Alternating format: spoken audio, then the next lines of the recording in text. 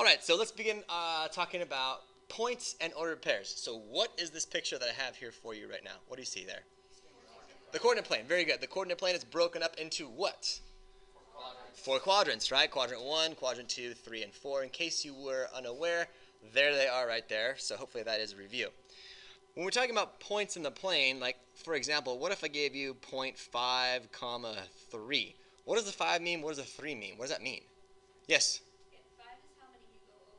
Either negative you go to the left, positive you go to the right. Very good. 3 would be up or down, so negative you would go down, and positive. Very good. So this is left or right, and this is up or down, right? That's what that means. So could you plot the point 5 comma 3 on the coordinate plane? Yes, let's do it. 5 comma 3, boom. I'm thinking that point would be right there. You guys agree with that? What quadrant is that in? That's in the very first quadrant. Very good. Okay, good. What if I gave you the point 0, 0? What is so special about this point over here, 0, 0? It's called the origin. That's where we start, right? So positive to the right, negative to the left, positive up, positive down.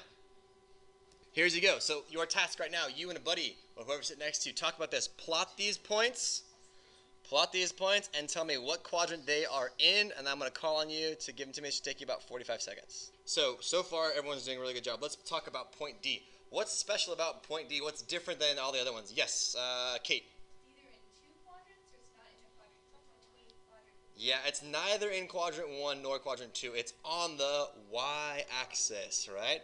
That's the y-axis. This is the x-axis. So it's actually on the axis. It's neither in one of the other 2 quadrants. Okay, last point.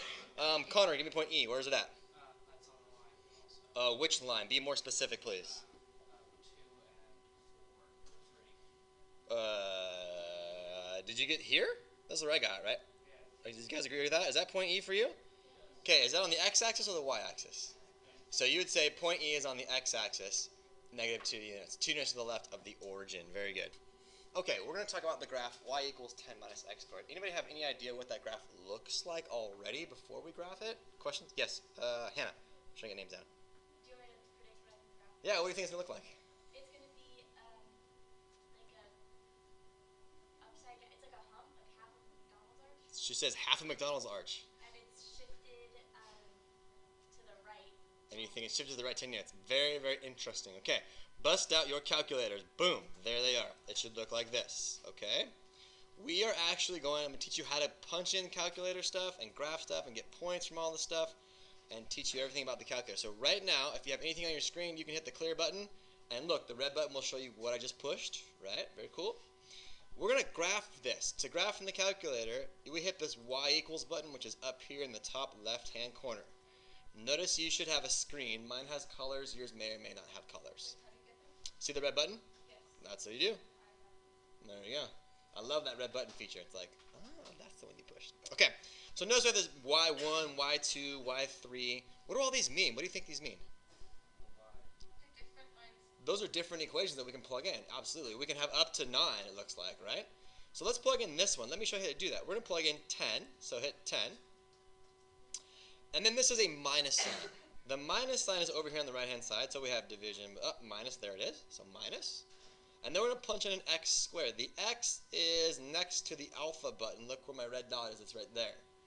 The alpha button, x, and then we want to square it, so we're going to go over here next to the 7, up and over 1. Boom. Or you can do caret and then a 2. Absolutely. Absolutely. So there you go. We have 10 minus x squared. Should we be in radian? Doesn't matter right now for that. All right, now we are going to hit this zoom button. The zoom is this button right here in the center of the top 5 of your top here.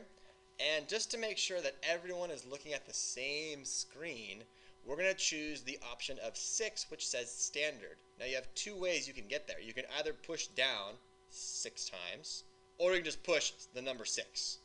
And then it gives you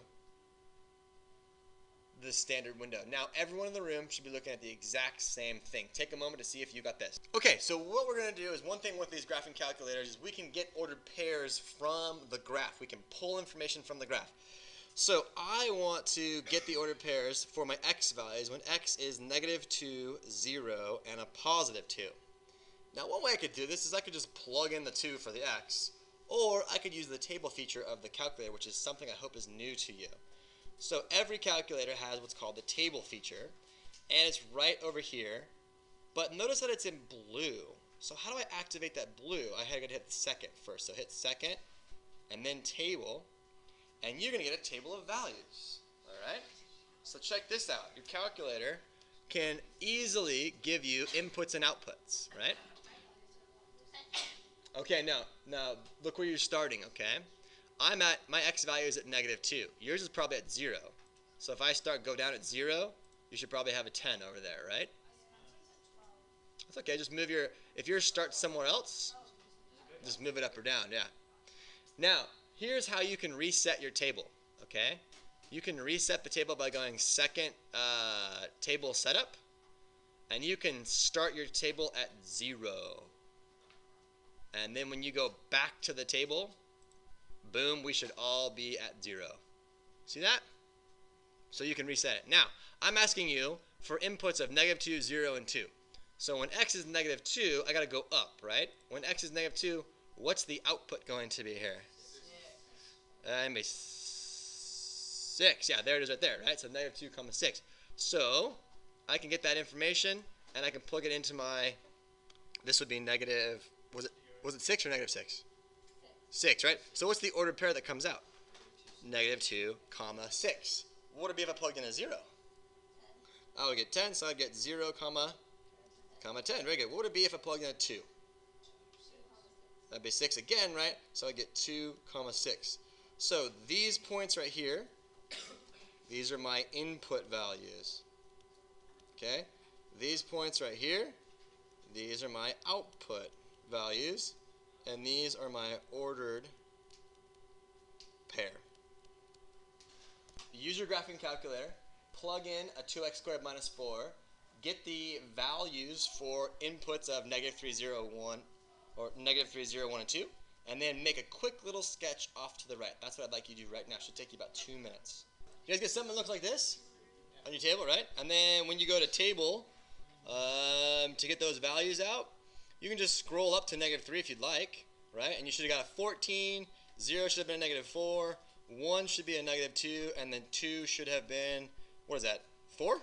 Yeah, okay. And I'm assuming that everyone can plot those points in the coordinate plane. Is that true? Awesome. So sometimes we're going to be asked to change the viewing window, or sometimes we might need to change the viewing window in our screen to match the data that we're looking at. So for example, we're going to graph this function right here, and we're going to view this window from here. X will go from -2 to 4, and Y will go from -5 to 1. So we're going to make a window in our calculator that matches this. I'll show you what I mean. So go to the calculator, go to Y equals, clear everything else out. We're going to do the -2x squared plus 3. The negative button is actually the button below the 3, okay? It's not the minus sign. It's the one below the 3. So there's my negative. Then I'm going to have a 2. I'm going to have an x. I'm going to have a squared. And then I'm going to move my cursor. Oh, actually, I'm already down. And then go plus 3. All right, everybody on board?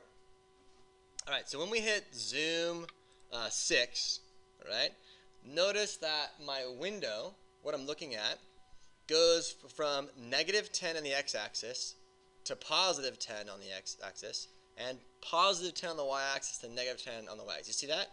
So when you check the window button, which is right above, to the left of zoom, the window button, here's what we have. We have -10 as our low x value, +10 as our x biggest value, x max. So minimum to maximum, right? Well, we want to change that to match this, -2 to 4. So all you got to do is your lowest value, that's your -2. So we're going to plug in, we're going to say -2, and then move down the screen. The scale will still be 1, yeah, exactly. So what's our max, what's our highest, our biggest x value? 4, so let's go to 4. All right, good, let's go to 4. Scale, leave it 1. What's our lowest y value now according to this over here? -5, very good. What's our highest y value according to this over here? A 1, very good. So now you can do everything else the same. Now when we hit graph, notice that I have a window that fits exactly what I have been given over here. Okay? So we can change the viewing window of our calculator. That's something we're going to use in this class a lot.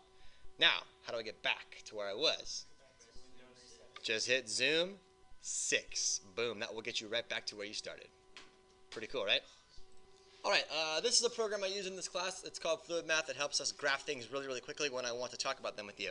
So I have the equation y equals x plus 2, so I'm going to graph that right here. Okay, you don't have to graph it, but the question I was going to ask you is, what are the intercepts of this graph? What do I mean by that? Yes, sir. Rob. Yeah, exactly. Can you give me one of them? 0, 2. Is that the x-intercept or is that the y-intercept? That's the y-intercept. Good. Give me the x-intercept. Yes. Very good. -2, 0. That would be this one right here, right? And then that would be this one over here. Those are our two intercepts right there. You guys cool with that part? All right, good. How about this one? What if I give you the equation? How about the equation y equals 2? Okay, look at this graph here. Notice, what type of line is that? That's a horizontal line. So what intercept does it have? A y-intercept. And what would it be at? 0, 2. Very good. Awesome. Okay. What if I gave you this one over here? How about the equation y equals x, and I graph this? All right. What do I have there? I have both. Yeah, both. Intercepts are at 0, 0 for the x and for the y. And then what if I gave you this one? I'll just get rid of this one, and we'll do x equals -3. What type of line is this going to be? A vertical line. Very sure? Yep, there it is. And where does it cross? At -3, so you can identify the intercept.